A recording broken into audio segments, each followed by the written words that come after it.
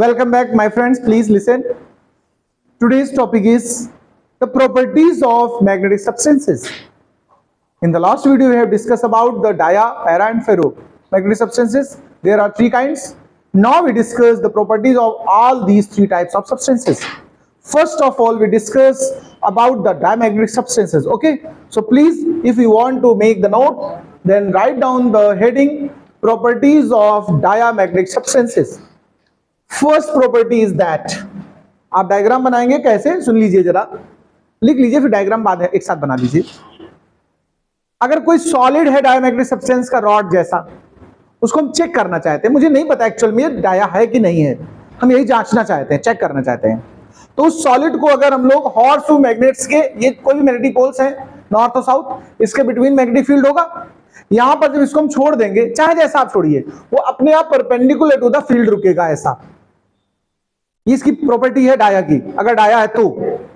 और जब ऐसा रुकेगा तो इसके अंदर जो नॉर्थ पोल है उसी साइड में नॉर्थ पोल इंड्यूस्ड हो जाएगा, ये खुद मैग्नेटाइज्ड हो जाएगा substance.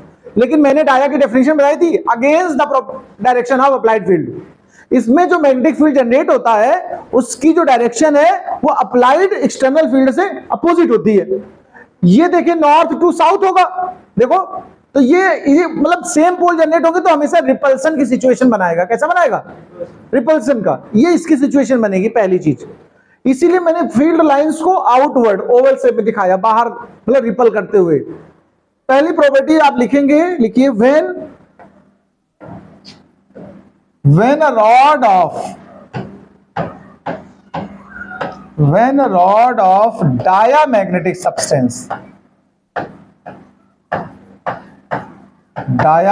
substance hang between poles ns, it rests perpendicular to the external field। यानी ये कैसे रुकेगा? एक्सटर्नल फील्ड के साथ परपेंडिकुलर, और सेम पोल जनरेट होंगे इसके अंदर, सिमिलर पोल्स आर इंड्यूस्ड। आगे इसी में लिख दें, सिमिलर पोल्स आर इंड्यूस्ड। ये फर्स्ट प्रॉपर्टी नोट करिए और ये डायग्राम बनाइए, फिर हम सेकंड उठाते हैं। प्रॉपर्टी 2 पे बात करूंगा, सुनिए। अगर हमारे पास कोई सब्सटेंस है पाउडर्ड फॉर्म में, हम उसको जज करना चाहते हैं कि वो डाया है या पैरा है, तो वॉच ग्लास लेंगे। बायोलॉजी में आपने स्लाइड वगैरह बनाई होगी, एक छोटा सा कटोरी जैसा कांच का होता है, उसको वॉच ग्लास कहते हैं। उसमें पाउडर भर के रखिए और एक बार जो पोल्स है नॉर्थ साउथ वो काफी क्लोजर रखिए, उस पर रखिए। दोबारा से यही प्रैक्टिकल रिपीट करेंगे, लेकिन ये पोल्स दूर दूर हो जाएंगे। ध्यान ये रखने वाली बात है कि जब ये क्लोजर पोल्स होते हैं तो बीच में जो फील्ड होगी वो बड़ी स्ट्रांग होगी, क्योंकि वो पास है दोनों। लेकिन जब ये काफी दूर कर दोगे तो इनका स्ट्रांग फील्ड पोल के करीब होगा, लेकिन पोल से दूर जाने पर सेंटर पे अगर आ जाओगे तो वहां फील्ड उतनी स्ट्रांग नहीं एग्जिस्ट करेगी। और चूंकि डाया सब्सटेंस है तो इसकी जो शिफ्टिंग की प्रॉपर्टी है, डिस्प्लेस करने की प्रॉपर्टी है, from stronger to weaker field, यानी ये स्ट्रांग फील्ड से दूर भागेगा। तो यहां पर हम कहेंगे when a diamagnetic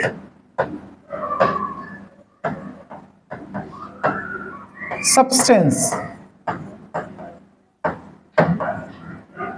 filled in watch glass and placed over ns poles of magnet, it moves या डिस्प्लेस कुछ भी कहते हैं, it's moves from stronger field, from stronger field to weak field या वीकर फील्ड। जहां फील्ड स्ट्रांग होगा वहां से वीक फील्ड की तरफ ये मूव कर जाएगा। ये सेकेंड प्रॉपर्टी नोट करिए, फिर हम थर्ड की बात करेंगे।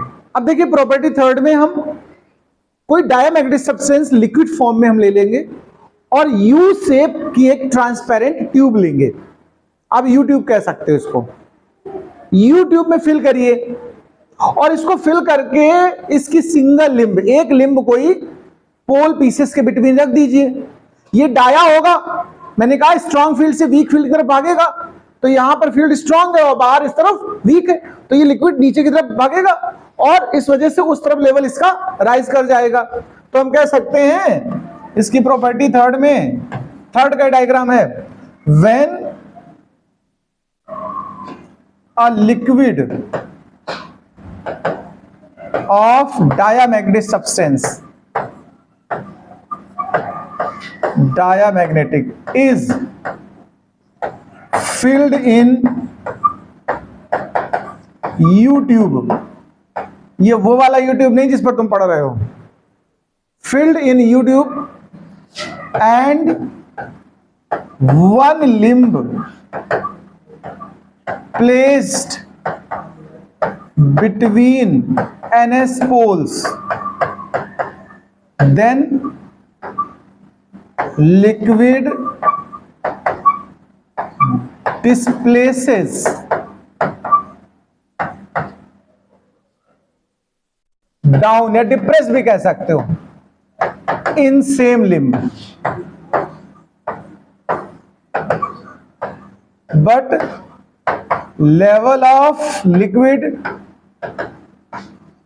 rises in सेकेंड लिंब, जो दूसरी वाली होगी उसमें लेवल राइज करेगा, राइज कर जाएगा। ये तो हो गई। अब फोर्थ प्रॉपर्टी भी बता ही देते हैं साथ में। देखिए जो मैग्नेटिक सब्सटेबिलिटी पढ़ाया था मैंने आपको पीछे चाहिए, जो डायमैग्नेटिक सब्सटेंस का मैग्नेटिक सब्सटेबिलिटी है वो टेम्परेचर डिपेंडेंट नहीं होती है, जबकि पैरा फेरो में डिपेंड करती है इनवर्सली, वो बाद में बात करेंगे। इसमें फोर्थ नंबर में डाल देना magnetic susceptibility,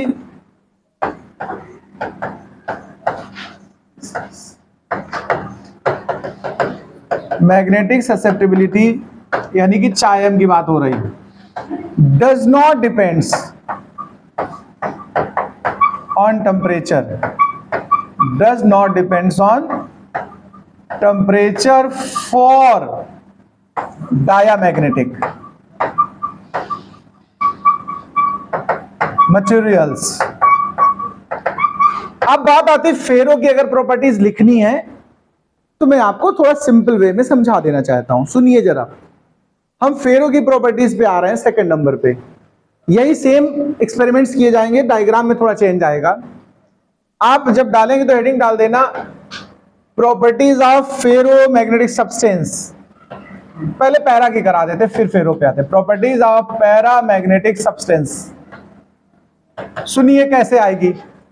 para magnetic substance अगर हमने लिया है, उसकी रॉड ली है, पोल पीस के बीच में लीव करिए उसको, ये परपेंडिकुलर फील्ड के रुकती है, वो पैरेलल रुकेगी। यानी इस डायग्राम में क्या वेरिएशन आ रहा है जरा देख लेना प्लीज, आसानी से समझ में आएगा, ज्यादा दिक्कत नहीं होगी क्योंकि आप फर्स्ट वाला सीख चुके हो। देखिए ये पोल पीस हमारा नॉर्थ साउथ है।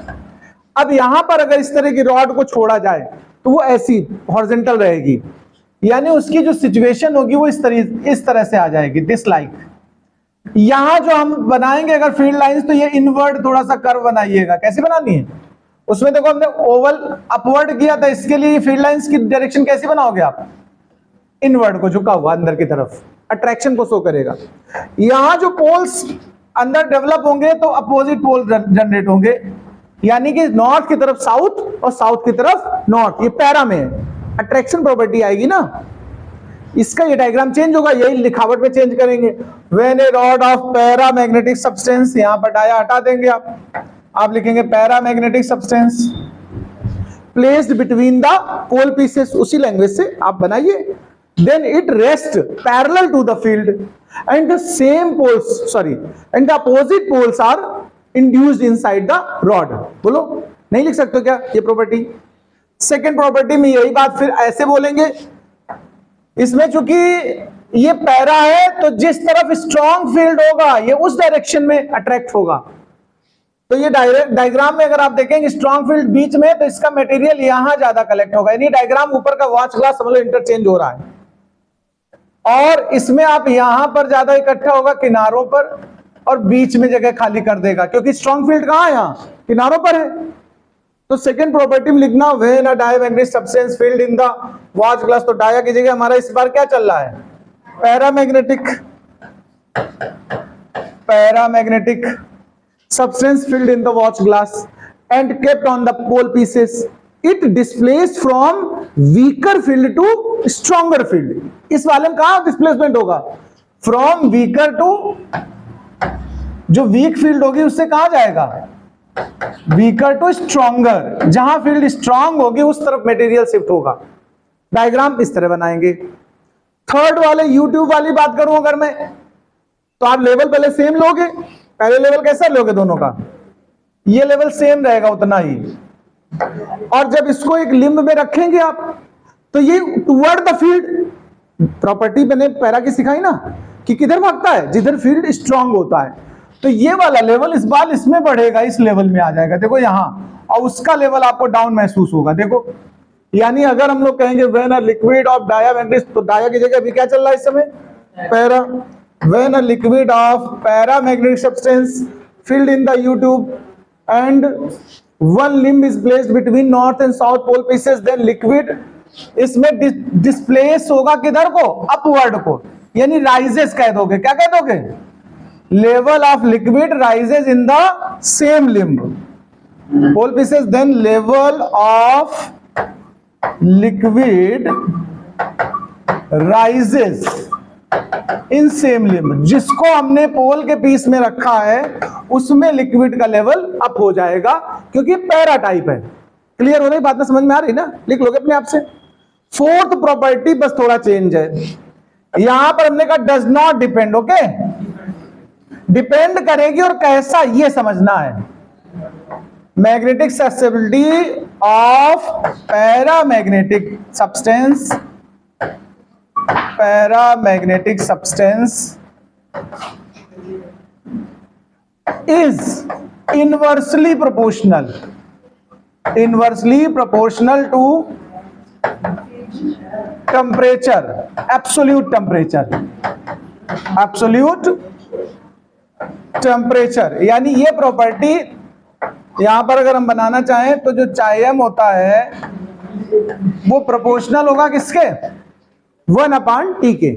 प्रोपोर्शनल हटाते कांस्टेंट आता कि नहीं आता, सुना कि नहीं, तो यह कांस्टेंट आ जाएगा C, इसको C को बोलते हैं क्यूरी कांस्टेंट, क्या कहेंगे मैडम, क्यूरी के नाम पर है, और इसको बोलते हैं क्यूरी लॉ, इसको हम क्या बोलेंगे, this is called Curie law. ये जो फार्मूला बना है, ये प्रॉपर्टी किसकी हो गई, पैरा की। अगर फेरो की आती है तो कैसे करेंगे आप, चलो फेरो की अगली वीडियो में बता देते हैं, इतना नोट कर लीजिएगा।